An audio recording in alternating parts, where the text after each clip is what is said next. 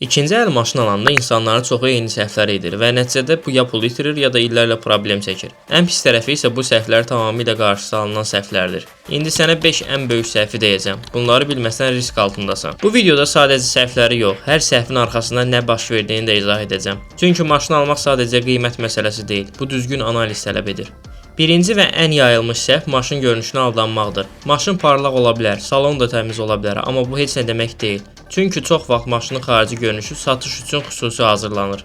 Boya vurulur, salon təmizlənir, detallara baxılır, amma motor, korobka və texniki hissələr gizlədilir. Əsas sual budur: bu maşın niyə satılır?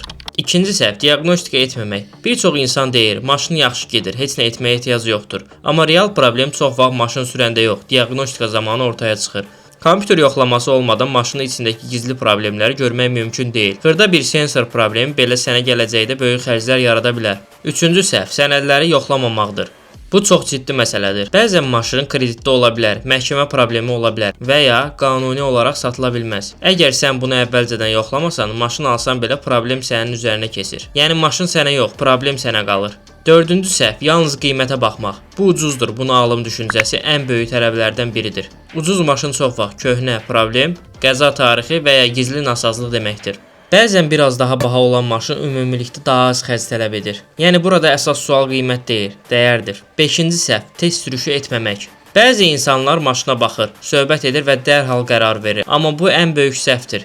Test sürüş zamanı sən motorun səsini, sükanın reaksiyasını, korobkanın işləməsini, ümumi sürüş hissini hiss edirsən. Əgər bu mərhələni keçsən, ən vacib məlumatı itirmiş olursan. Son olaraq bir qaydanı unutma. Maşın alarkən tələsmək ən böyük düşməndir. Tələsmə, müqayisə et, yoxla, sonda qərar ver. Düzgün seçim sənə illərlə rahatlıq verir. Səhv seçim isə illərlə problem.